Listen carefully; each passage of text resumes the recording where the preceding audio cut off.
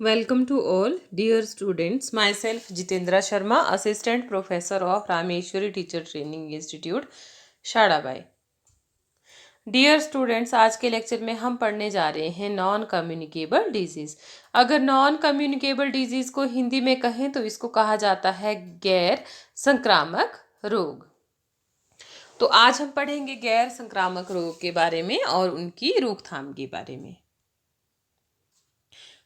तो अगर non communicable disease की बात करें तो ये आजकल ये सबसे बड़ी एक प्रॉब्लम है ऑल वर्ल्ड की, कि इसमें क्या है कि जो नॉन कम्युनिकेबल डिजीज है उसमें हम 60% ऑफ ग्लोबल डेथ्स जो हो रही हैं वो किसके कारण हो रही हैं? आपकी नॉन कम्युनिकेबल डिजीज के कारण। अगर हम 43% ऑफ ग्लोबल डिजीज बर्डन की बात करें तो इसमें ग्लोबल लेवल पे कितना है आपका डेथ हो रही है 60%, और डिजीज का जो बर्डन है वो कितना है कि इतने 43% ग्लोबल लेवल पे पूरे वर्ल्ड में नॉन कम्युनिकेबल डिजीज देखी जा रही हैं। और this is projected to the increase in 73% of deaths and 60% of disease burden by 2020।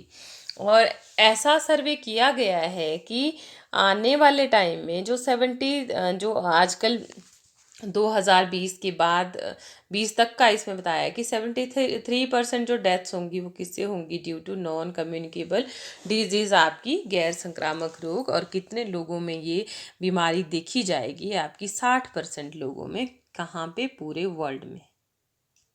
अगर इसमें हम बात करें नॉन कम्युनिकेबल डिजीज़ की तो कौन कौन सी डिजीज़? तो मेनली है हाइपरटेंशन, की बहुत ज़्यादा तनाव हो जाना, आपकी heart disease, coronary heart disease जो हार्ट अटैक वगैरह हो जाते हैं एकदम से, डायबिटीज़ जो आपका है, शुगर तो आजकल आप सराउंडिंग में हर एक फैमिली में 1-2 पेशेंट शुगर के मिलेंगे ही मिलेंगे आपको। स्ट्रोक भी क्या होता है? आपको अटैक आ जाना, ठीक है।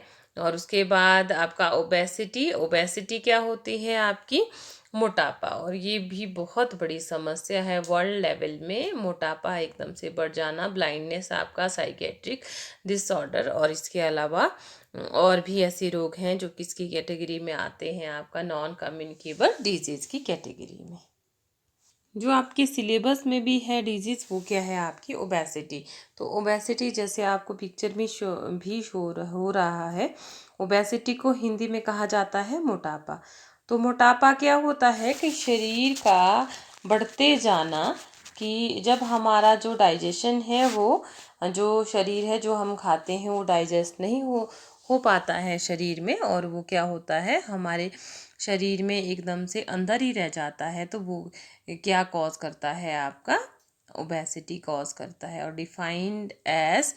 Obesity is defined as abnormal और excessive fat accumulation that presents a risk to health. कि जब हमारा एक्सेस ऑफ फैट की जो हमारी चर्बी है वो एक्सेस में मतलब बढ़ जाती है हमारी बॉडी में, तो उसको हम क्या कहते हैं? आपका ओबेसिटी कहते हैं। और it is the most prevalent form of mall nutrition. और ये भी क्या है? एक तरह की कुपोषण की तरह ही क्या है, मतलब एक बहुत बड़ी ये क्या है समस्या बनती जा रही है आपकी ओबेसिटी वर्ल्ड लेवल में। और it is one of the most significant contributors of ill health. की जो बीमारियां इससे फिर क्या होती हैं, ये कंट्रीब्यूट करती है। हर एक बीमारी ओबेसिटी की, आपने सुना भी होगा कि अगर हमारा शरीर मोटा हो जाए या हेल्थ हमारी ज़्यादा बढ़ जाए तो कहीं ना कहीं क्या होगा, हर तरह की बीमारियां हमारी बॉडी को लग जाती हैं। अगर हम ग्लोबल लेवल में बात करें तो world wide more than 300 million adult are due to obesity क्या है सफ़र कर रहे हैं। Obesity is the second leading cause of preventable death, ठीक है। तो इसके कारण भी क्या हो रही है? डेथ देखने को हमारी मिलती हैं सोसाइटी में, ठीक है। तो मोटापा क्या है? मोटापा आजकल आम समस्या बन गया है। इससे छुटकारा पाने के लिए आवश्यक है जो हमारी डाइट है उस पर हमारा कंट्रोल हो। देखा जाए तो हमारा स्वास्थ्य तभी अच्छा होगा जब हम कैसी डाइट लेंगे, खाद्य सामग्री में बैलेंस डाइट लेंगे हर प्रकार का, कि ऐसा भी नहीं है कि आप चावल ही खाएं और ऐसा भी नहीं है आप चपाती ही खाएं। सारी चीज़ें, सभी चीज़ों का क्या होना चाहिए, मिश्रण होना चाहिए। सारे विटामिन्स आपकी खाने में होने चाहिए। तो अगर हम बाकी बीमारियों की भी बात करें तो सभी किससे आती हैं, आपकी ओबेसिटी से, ठीक है। तो अगर डायबिटीज़ भी बात करें, अगर हम हार्ट स्ट्रोक की बात करें, या हम बॉडी में किसी तरह के इम्बैलेंस की बात करें, तो वो किससे आता है, हमारा ओबेसिटी से ही आता है।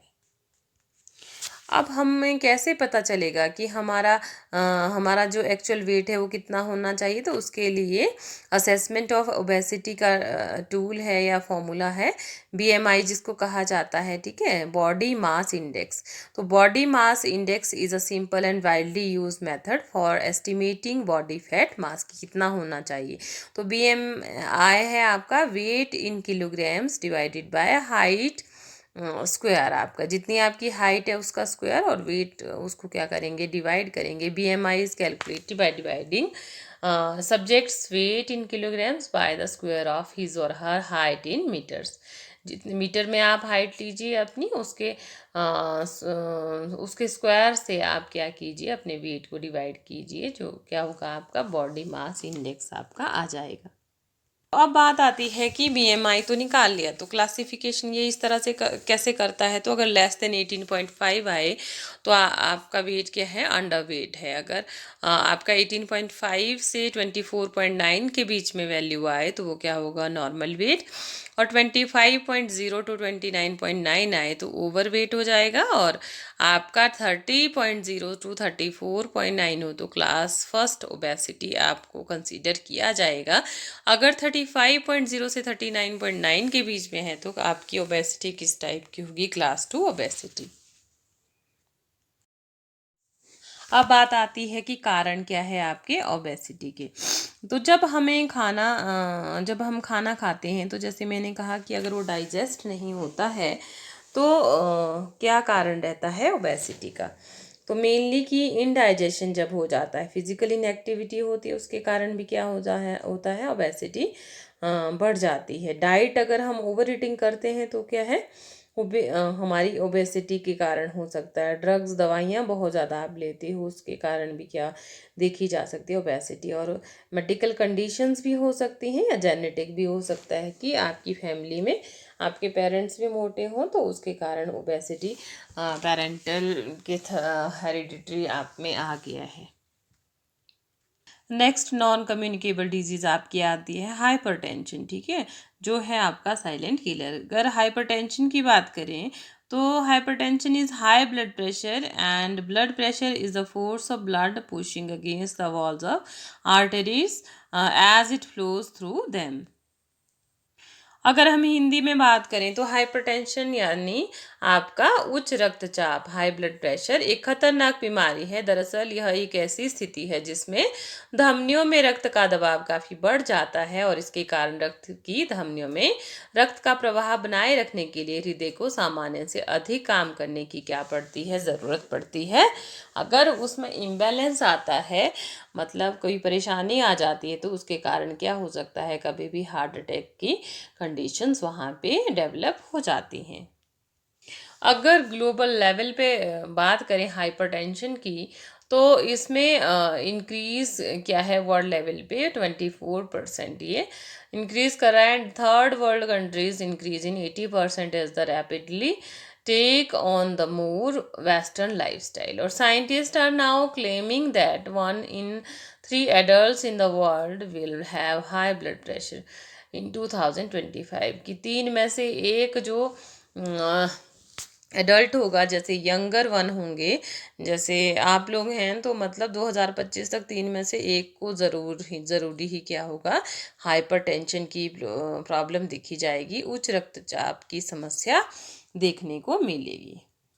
अब इसमें अगर बात करें क्लासिफिकेशन की, तो फर्स्ट रहता है प्राथमिक स्तर पर, तो ये होता है chronic high blood pressure without a source और associated with any other disease, की कोई और बीमारी नहीं है साथ में, मतलब यह वही है आपका हाई ब्लड प्रेशर। लेकिन सेकेंडरी में क्या आता है आपका elevation of blood pressure associated with another disease such a kidney disease, कि कोई और बीमारी भी लग जाती है, जैसे शुगर भी है और हाई ब्लड प्रेशर भी है, किडनी में प्रॉब्लम है, हाई ब्लड प्रेशर भी है, तो वो कौन सी आ जाती है, सेकेंडरी लेवल ऑफ आपका हाइपरटेंशन।